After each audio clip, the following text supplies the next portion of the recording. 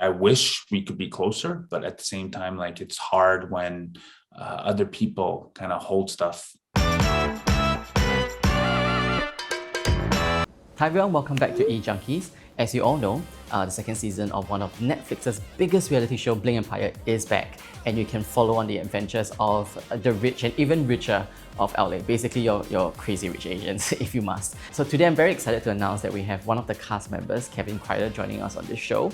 So for those of you who are familiar with the show, or even those who are not, Kevin in season 1 was very much like the viewer's eyes into the high society of LA. A lot of people found him relatable, and he was very much like the heart and soul of the season, and he was a breakout star. And he's joining us today to kind of talk about what life has been like since season 1, as well as his relationships with Kim and Kane. Now, I don't want to spoil too much, but Kevin will spill the tea. Hi Kevin. Thank you for this, and thank you for your time. So I was gonna jump right in. First question, did you ever get a replacement for the Cartier ring that you dropped in the ocean?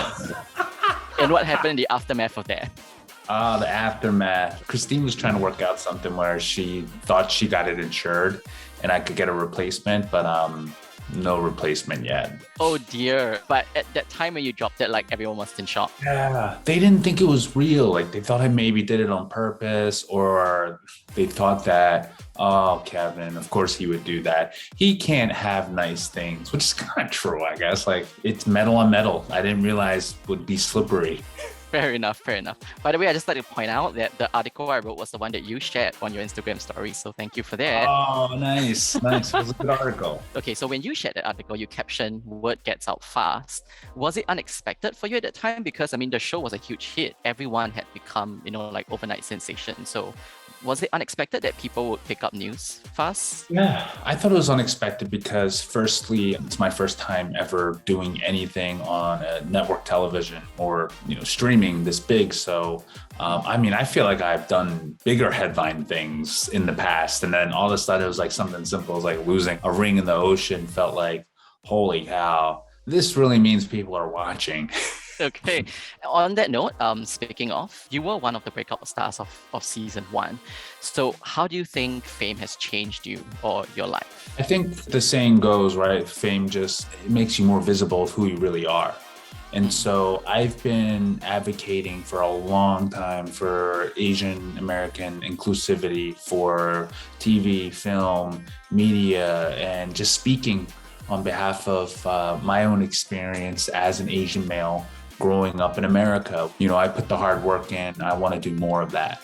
And to be able to have something like this to do, which is to represent the Asian male in a very attractive, sexy, and fun and non-stereotypical light. So I'm hoping that I have many more years of that, but it's changed me in that sense to realize that I now have that opportunity to do that. I'm glad you raised the point about, portraying Asian males in a more sexy manner, because you actually do call that out on your Instagram as well quite a bit. And my next question actually linked to that. So in the aftermath of Bling Empire, you found fame. And obviously you are attractive and you take your shirt off a lot. Did you find people hit you up more, whether is it romantically or whether is it as friends? Do you feel that people were more drawn and attracted to you because you were on the show? Totally. I think more people found me more attractive, and which was awesome is that it wasn't just Asian. It was every race and color, age, gender even. I think it was just a huge improvement in what we can do in the entertainment and the space for Asian men. Okay. What was it like filming season 2, and how was it different than season 1? Yeah, I think season 2 is very different because, like you said, fame changes people. And look, I'm not too sure if it's really changed me for the positive good. I like to think it has. For instance, like I know for me, being famous on a show wasn't the purpose. It was really just to advocate for someone. Now that I have this platform and this certain level of fame, right?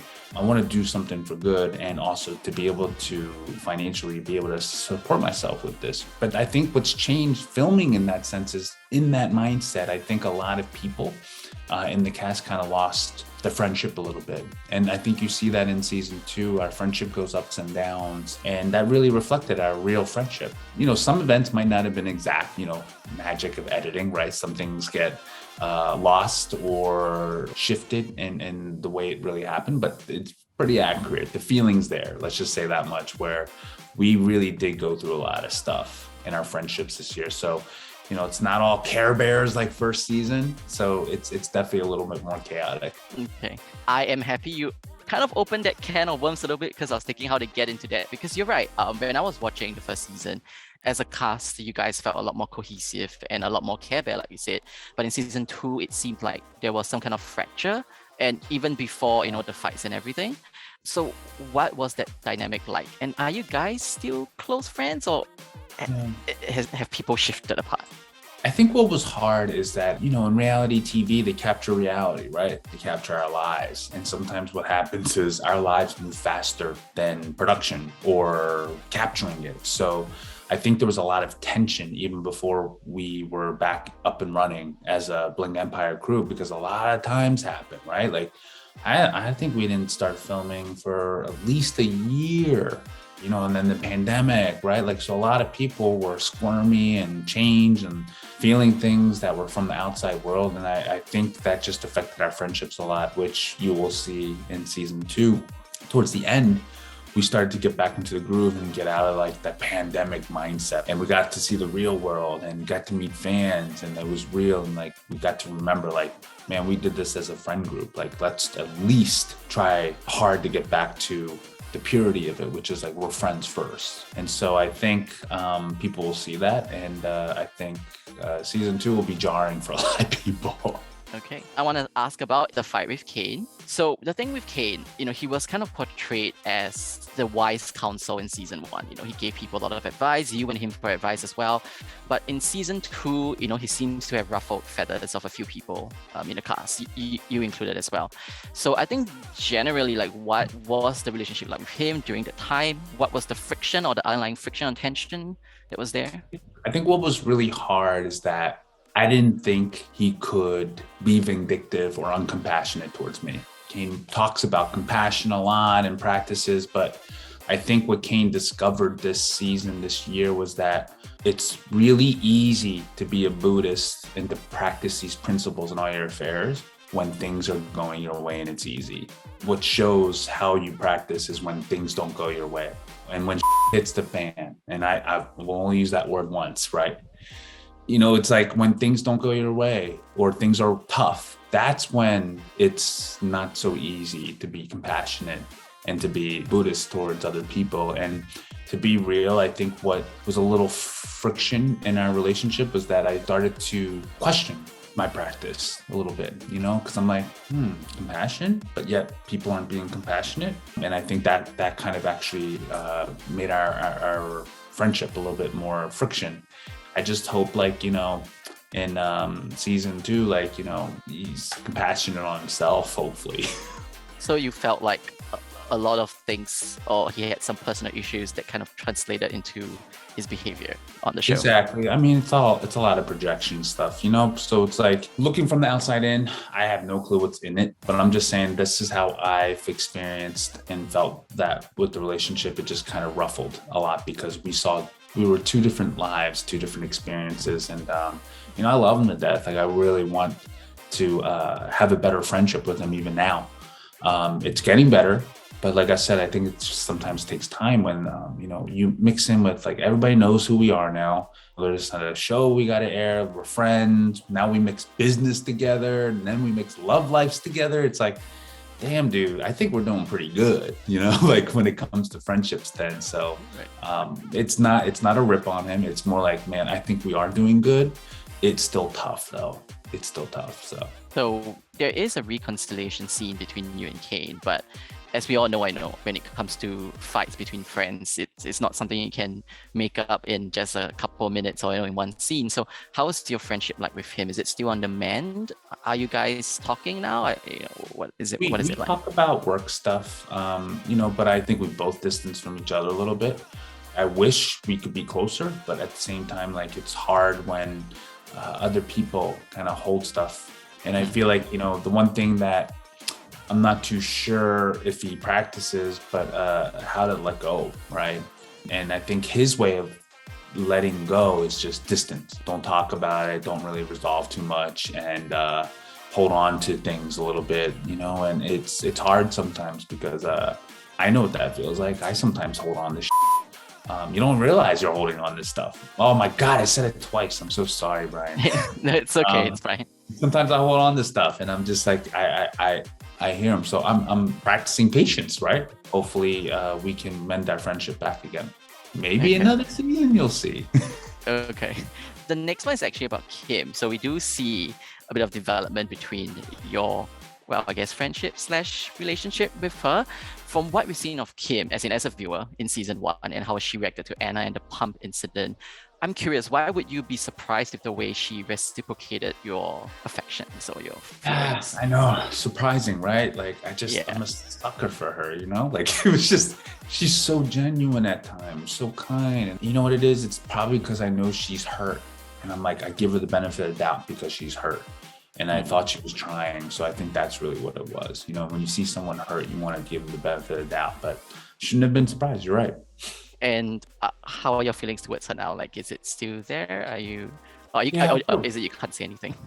No, you know what it is? It's like, dude, like, it's almost like I wish we lived in an alternate universe because maybe it would have worked out. But I think personally, I can't see how it can work out in the future. Now I think it's more about mending our friendship. Season 2 ends on a cliffhanger.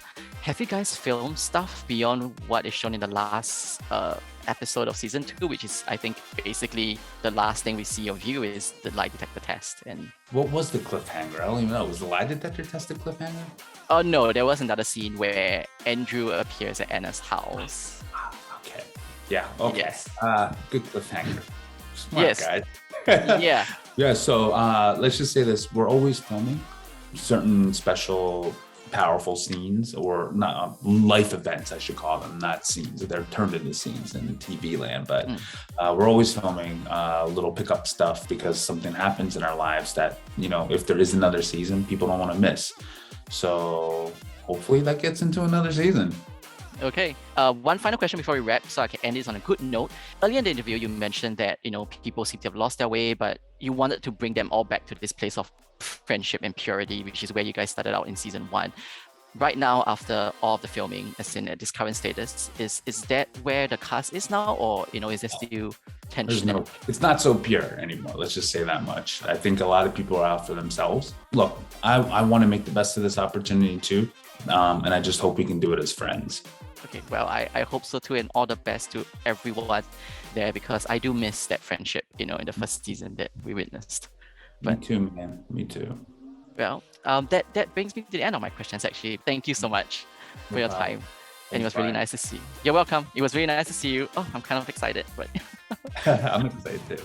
Oh my God, I am in complete shock. What the? So I hope you guys enjoyed all of the gossip and the tea that was spilled. So you can tell that we kind of really went there, and Kevin was very open and transparent about his opinions and, you know, the truth about where everybody kind of stands right now. Like, you can tell from season 2, the group has kind of drifted apart, and it's a bit hard to watch if you are following from season 1, to be honest. So I kind of hope that everybody kind of finds their way back together. And Kevin has also teased that there may be an upcoming season. He said, like, the cameras are always rolling and they're always filming. So I hope everyone finds their way back together. Anyway, season 2 of Bling Empire is out now on Netflix if you want to catch it.